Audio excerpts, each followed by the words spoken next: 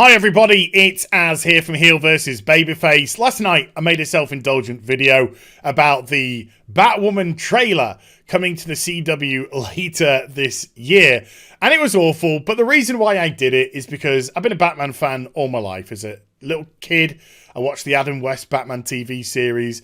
Growing up, I came across Tim Burton's Batman from 1989, and then in 1992 I decided to start reading the comics and see what this character was really about.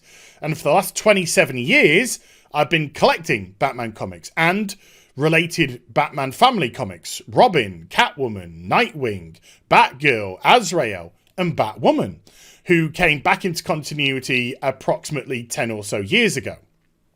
So this trailer was dreadful. I mean, the first 2 minutes of it were just pretty meh.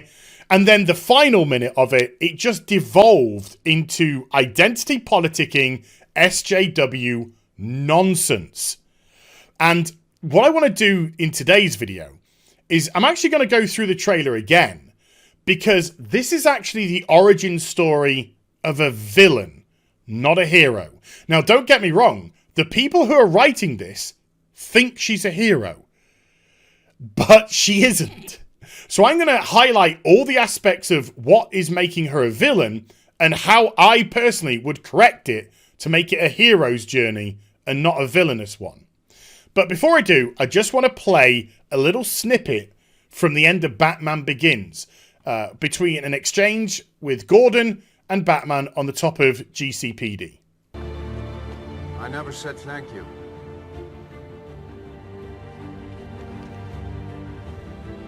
And you'll never have to. It's a wonderful exchange. Batman has just saved Gotham, saved countless lives, and Gordon realizes he never even thanked him. To which Batman turns around and replies, and you'll never have to. Why? Because Batman is an altruist. He puts the concerns of other people before his own. He's a hero. He doesn't need thanks. He doesn't need gratuity. He doesn't need validation. He just goes out there and saves lives because he wants to make a difference. Batman has two major driving forces. The first one is absolutely vengeance. He wants vengeance for the murder of his parents. But the second one is much softer, and that is the reason why he doesn't kill. And that is, he doesn't want people to go through what he went through as a child. If he knows that if he kills a mugger, then he's depriving a family of their husband, their wife, their son, their cousin, whoever it may be. He understands that there is consequences and there are other people that will suffer because of them. And therefore, he doesn't want anyone to feel the pain that he went through as a child. So, with that said, let's have a look at what this character is going to be like. And the storyline starts off fair enough. A hero doesn't have to come from a tragic background. Things can just happen. Now, we start off with this character here. And this character here is a security guard for a private firm, by the looks of it. And she's kidnapped. And we discover very quickly that she's actually the lover, or most likely former lover, of Kathy Kane, who will eventually become Batwoman. So when she's kidnapped, Kathy Kane is informed of this, and that is her motivation to go to Gotham City. It's, when I say selfish motivation, it is. It's that she's not coming for any other reason. She just wants to find her friend. It's about her at the moment, and there's nothing wrong with that at all. She gets into conflict with her father. Her father doesn't want her to help trying to discover her, so she goes about things on her own. Again, that is fine. The hero is trying to find their feet. They're trying to make a difference. Or in her case, she's just trying to find a friend, or her former lover, or a current lover, whatever it may be. So she wants to do her part. And everything's okay, coincidentally, right up until the 2-minute mark, when the identity politicking and the SJW nonsense come hammering into the trailer. And this is where the hero's journey stops and the villain's journey begins. So she breaks into Bruce Wayne's office. She then discovers the Batcave. And when she's down there, realizes that Batman is actually Bruce Wayne, her cousin. So what is her response to this? I need you to fix his suit. Excuse me? Can you just repeat that for us, please? I'm not sure I heard you correctly. I need you to fix his suit. I need you to fix his suit. I demand the mantle of the Bat. I demand the power. This is not what a hero does. It's what a villain does. A villain demands power. A hero has to earn their power or has power thrust upon them, a la Abin Sur and Green Lantern with Hal Jordan, and has to deal with the ramifications of having that power and using it responsibly to become a hero.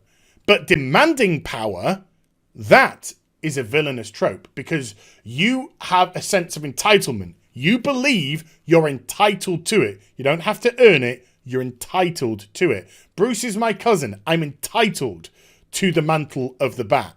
And then it just gets worse. The suit is literal perfection. It will be. When it fits a woman. Now, apart from this being probably the most cringy line I've ever heard in my life, and every time I hear it, I die a little bit on the inside.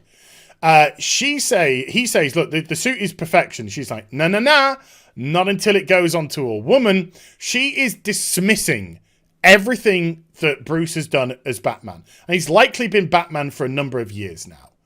She is dismissing all of that because he isn't her gender.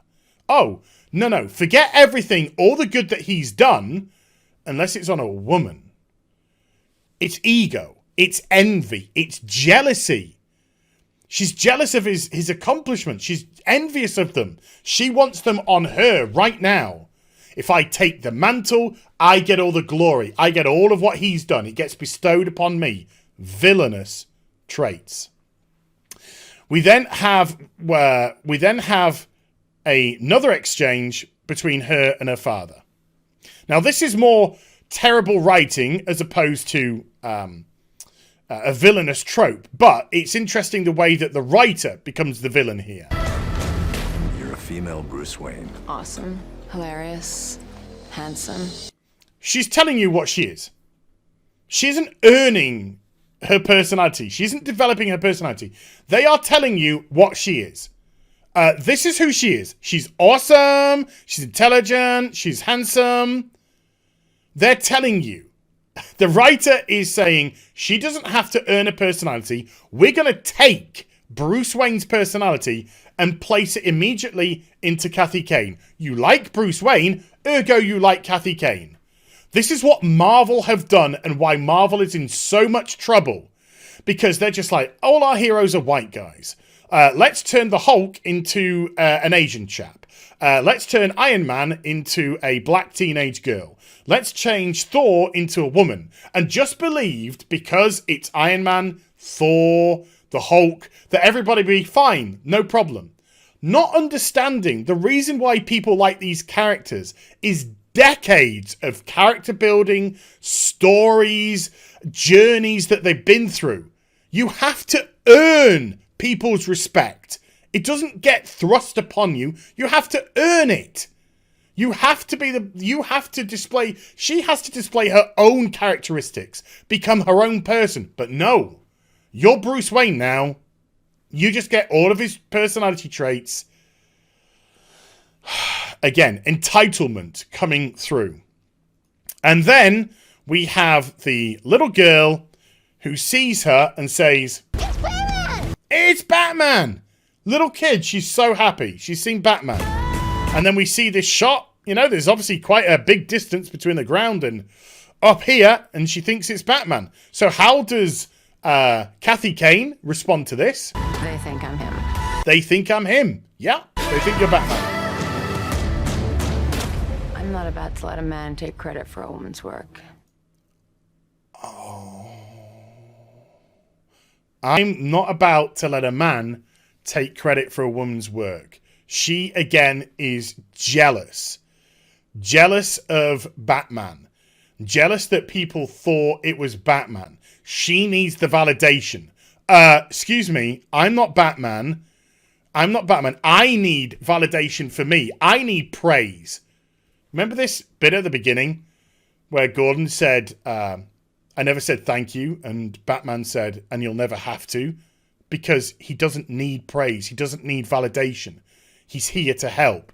She is eaten up, and that is why she does this and changes the costume.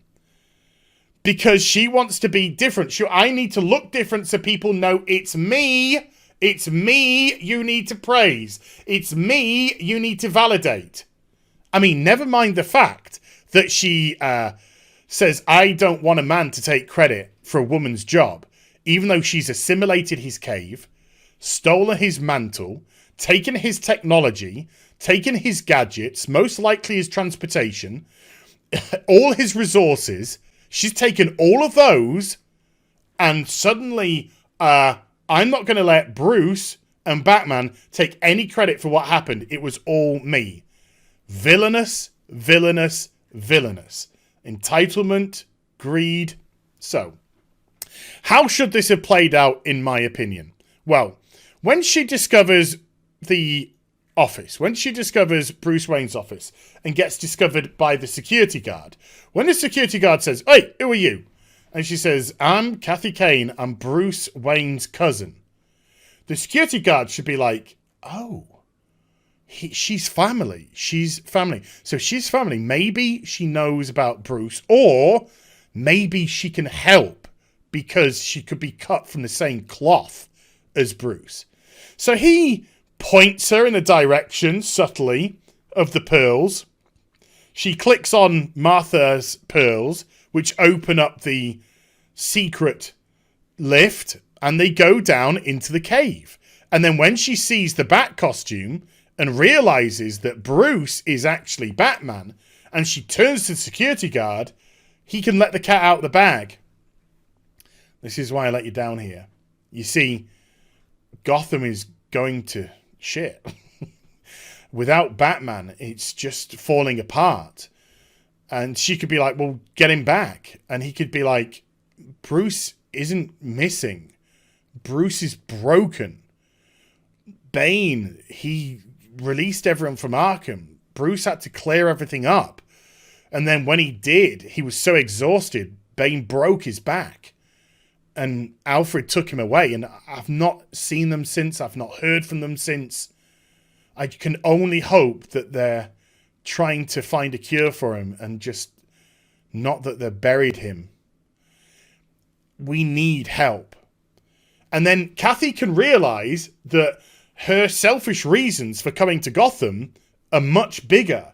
This is a whole city in desperate need of trouble. Her problems are her problems, but everyone out here has got problems. And he says, please, can you don the mantle of the bat? Can you help?